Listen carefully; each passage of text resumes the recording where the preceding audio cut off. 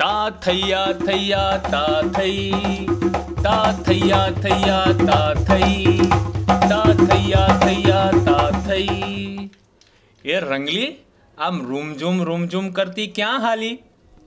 રંગલા, પેલા આરબ મીડિયાવાળા રાજપુર શાળા number 12ના SMC સભ્યનું shooting કરવા આવ્યા છે, તે જોવા જાઉં છું. તારે આવું છે? હા હા, આવું છે ને, પણ એ લોકો કેમ શૂટિંગ કરવા આવ્યા છે? અરે, તને ખબર નથી?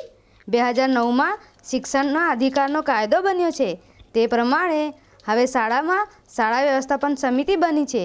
આ સમિતિ કેવી રીતે બની, તે લોકો શું કામ કરે છે, એ બધું લોકોને જણાવવા આ લોકો તેમનું શૂટિંગ કરવા આવ્યા છે. હા હા, આ તો બહુ સારું કહેવાય. ચાલ ચાલ જલ્દી, મારે જોવું છે અને સાંભળવું છે.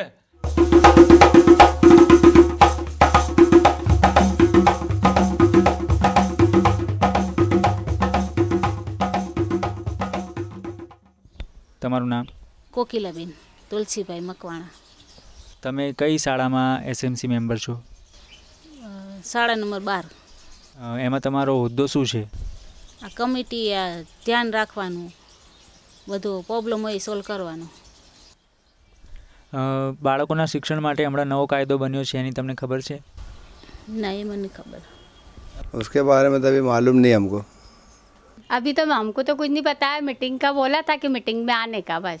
સ્કૂલમાંથી તમને જણાવવામાં આવ્યું હતું? ના, એ મને નથી ખબર. आपकी पसंदगी किस तरह से हुई थी? आपको किस तरह से बताया गया था? हमारी पसंदी इस तरीके से हुई थी कि जरा हमारा लड़का पढ़ने में अच्छा है, क्या हम आते जाते थे तो हमारे को ये बोला कि भाई तुम यहाँ के एसएमसी के मेंबर बन जाओ. तो अपने बोला चलो करेंगे. स्कूल के जो भी काम काज हो, तो बड़ी बहन थे तो अपने से वो बड़ी बहन ने बोला कि भाई तुम स्कूल के लिए कुछ अच्छा करना चाहते हो. तो बोला हाँ, क्यों नहीं करेंगे अच्छा. तो फिर ये सब अपना एसएस के मेंबर बने. बोले कोई भी तकलीफ़ हो तुम बोलो मीटिंग में, तुम्हारा फिर नाम आएगा, मीटिंग में जाओ. सब उन्होंने बताया तो अपने ने एसएस के मेंबर बने. અધ્યક્ષ ઉપાધ્યક્ષ જે બન્યા એની પસંદગી કોણે કરી હતી? એની પસંદગી તો મોટા સાહેબ હતા, એમને જ કરી હતી. એટલે હું તો કાંઈ જાણતી નથી, પણ એમને કે તમને અમે કમિટી બનાવવા રાખ્યા છે તો કે તમારે આવવાનું કે, એટલે મેં કીધું સારું ચાલો કીધું. હજુ સુધી અમારા સુધી જાણ નથી પહોંચાડી બેને લોકોએ, પણ એમને કેવડાવે છે ઘડે પડે બાળકો જોડે કે તમે તમારા વાલીઓને જઈને કહેજો કે તમારા મમ્મી અહીંયા આવે, થોડી અમારે વાત કરી. પણ અમે કીધું કે અમે ટાઈમ મળશે એટલે અમે આવી જશું કે. जब एसएमसी बनी तो सबको अब हाजिर करा था, फिर सबको मेंबर बनाया है, फिर उसके मुताबिक ये सब काम चालू है अभी. આ સમિતિમાં કુલ કેટલા સભ્યો હોય છે? અમે 9 જણા જ અને એક આચાર્ય. અત્યારે તો નવા આચાર્ય આવ્યા ને. उसके बारे में तो बस इतना पता है कि जैसे हम हैं एक सभ्य, बस वो अपने को मालूम है, दूसरा और मालूम नहीं कौन से सभ्य है. 7 જેવા બૈરા છે આ મેમ્બરો છે, બરાબર. અને સાહેબો ને એ થઈને તો લગભગ 20 જેવા હશે. આ જે 9 સભ્યો છે માતા પિતા, એની સિવાય બીજા 4 સભ્યો હોય છે, એની તમને ખબર છે? ના, એની કંઈ ખબર નહીં. ના, એની નથી. दूसरे 4 सभ्य में तो जैसे अभी एक मैं हूँ और हमारे 2-3 जने यहाँ के हम ही हैं, एक लेडीज़ है, फिर एक कोई परमार है, ऐसे 3-4 जन है. आप जो समिति में है उस समिति का नाम आपको पता है? नहीं, हमको कुछ नहीं बोला. ના, એની નથી. ના, એની કંઈ ખબર નહીં. समिति का नाम तो मालूम नहीं है, ऐसे समिति है शायद. જે નવો કાયદો બન્યો છે એની તમને અથવા તો એસએમસી મેમ્બરને ખબર નથી, તો એ જાણ નથી, તો એ જાણ થવી જોઈએ. થવી જ જોઈએ. અમને આટલું બધું જણાવ્યું છે, થોડાક માટે કેમ ન અમને જણાવ્યું? તો કેવું જ જોઈએ ને એ લોકોને કે ભાઈ આ કામ કરવાનું છે આપણે. પણ અમને બોલાયા હતા 2-3 વખત, પણ અમને ટાઈમ નહોતો એટલે અમે નહોતા ગયા. અને જે આ તમારી સમિતિ બનેલી છે એ સમિતિ શા માટે બનાવવામાં આવી છે એવું સ્કૂલમાંથી કહેવામાં આવ્યું હતું? હા, એ તો બેને મોટા ટીચર આચાર્યએ કીધું હતું કે તમને છે ને આ દેખરેખ રાખવાની, કે અત્યારે કાયદો એવો નીકળ્યો છે, 9 વાલી ને એક આચાર્ય, કે આ નિશાળમાં કંઈ પ્રોબ્લેમ હોય ને તો તમારે કહેવાનું. કહેવામાં આવ્યું હતું કે આ આપણે સારા માટે જ કરવાનું છે, બરાબર. જે છે પહેલાં એ જ વાત કરી હતી. પછી અમને 2-3 બૈરાને બોલાવ્યા ત્યાં. પછી અમને વાત કરી કે છોકરાઓનું ભોજન પૂરતું આવતું નથી, શાળામાં કોઈ પથ્થર નથી, પાણી ભરાઈ રહી છે, એ માટે થઈને અમને બોલાવરાયા હતા. પછી છોકરા જોડે કેવડાવ્યું પહેલાં, પછી અમે ગયા. પછી કે તમારે મેમ્બર થવું પડશે. પછી અમે હા પાડી, મેં કીધું હા મંજૂર છે, મેમ્બર થઈ ગયા. પછી અને દર મહિને મીટિંગ થાય છે? હા, મીટિંગ થાય એટલે અમને બોલાવે, અમે જાય. દર મહિને રેગ્યુલર મીટિંગ થાય એટલે બધા જ અમે જ આવીએ છીએ બહેનો. मीटिंग है तो महीने में एक बार होती है, जैसे पहली तारीख को हुई, कभी 2 तारीख 3 तारीख. પછી મીટિંગમાં અમે કહેતા કે આ ગમે તે હોય એટલે તમારે બોલવાનું કે પછી અમે બોલતા કે ભાઈ આ ખોટું કામ થઈ રહ્યું છે, આ કામ થવું જોઈએ, અમે કહેવીએ છીએ. બરાબર. દર મિટિંગમાં કેટલા સભ્યો હાજર હોય છે? એટલે આમ તો હાજર હોય, અહીંયા હોય ઘરે હોય તો આવે, નહીં તો ચલાવી લઈ જાય. તો આપ મીટિંગ में गए थे? अभी नहीं गई एक भी दफ़ा में तो. મીટિંગમાં તો તમે દર મહિને જાઓ છો, પણ એની સિવાય અલગ ટ્રેનિંગ પણ થઈ છે, તો ટ્રેનિંગમાં તમે ગયેલા છો? ના, ટ્રેનિંગમાં અમે નથી ગયા. શાળામાં મીટિંગ હોય ત્યારે અમને બોલાવતા, શાળામાં જ અમે ગયેલા.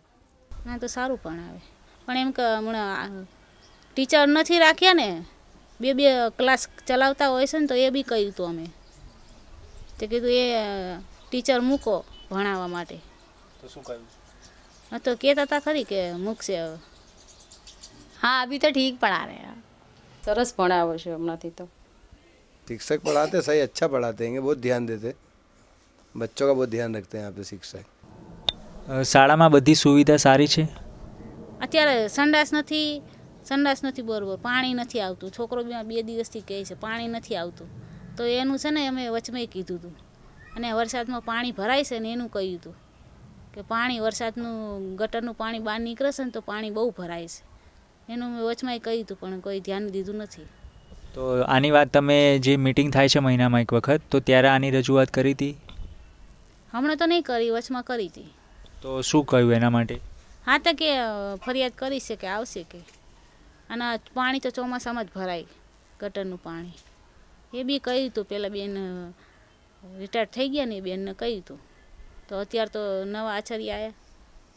તો એનો નિકાલ થાય છે? નિકાલ થાય છે, કહે છે બેન. પછી આ વચ્ચે ચોમાસું આવી ગયું એટલે પછી ના પાડી કે આ પેલું પાણી કેમ ભરાય છે, આપણે જોઈ લઈએ પહેલાં કઈ રીતે પાણી ભરાય, પછી આનો નિકાલ આપણે કરીશું કે. અને પીવાના પાણીની અથવા બીજી કોઈ સગવડ કેવી છે?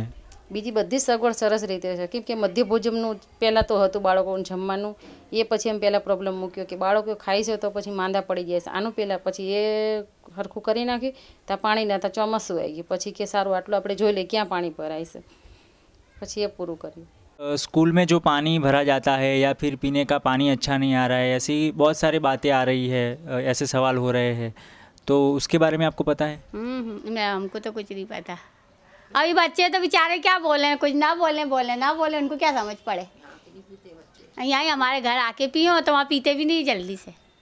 तो बच्चे बताते हैं कि खाना या फिर पानी कैसा आता तो है? हमारे बच्चों ने भी कुछ नहीं बताया, वो गंदा आता है तो यहाँ नजदीक है तो घर आके पी लेते हो. બીજી કોઈ શાળામાં જવાબદારી શું હોઈ શકે વાલીઓની? એ તો કંઈ વાંધો પડે તો વાલીઓને ફરિયાદ કરવાની હોય મોટા સાહેબને. हमारी जिम्मेदारी तो यही है कि ना, मतलब कोई भी बच्चे को तकलीफ नहीं होवे, सबसे बड़ी जिम्मेदारी ये. कोई भी बच्चे को तकलीफ होती है तो अपने सबसे पहले उसका वो करने का, शिक्षक को करने का, प्रिंसिपल को करने का, फिर उनसे बड़े जो प्रिंसिपल हो वो उनको कंप्लेन करने की कि ये तकलीफ हो रही है बच्चों को, उस पर ध्यान दो, है नहीं. कोई भी उसमें यानी क्या मतलब उसमें हाजिर गैर हाजिर करने का नहीं, उस पर ध्यान देना ही देना है. તો જોયું દર્શક મિત્રો, એસએમસી સભ્યોને શિક્ષણના કાયદા વિશે કોઈ જાણકારી જ નથી, અને તેઓને એસએમસી વિશે પણ કોઈ જાણકારી નથી. એસએમસી સભ્યોને કેવું છે કે જ્યારે શાળામાં મિટિંગ થાય છે ત્યારે જ તેઓને બોલાવવામાં આવે છે.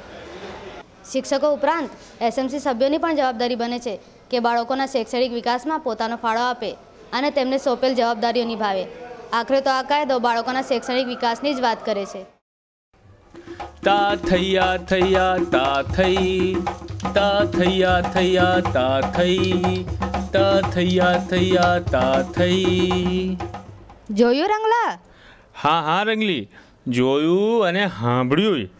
પેલા બોન હમણાં કહેતા હતા કે એસએમસીના સભ્યોને કોઈ જાણકારી નથી. હા, આ તો સારું ના કહેવાય.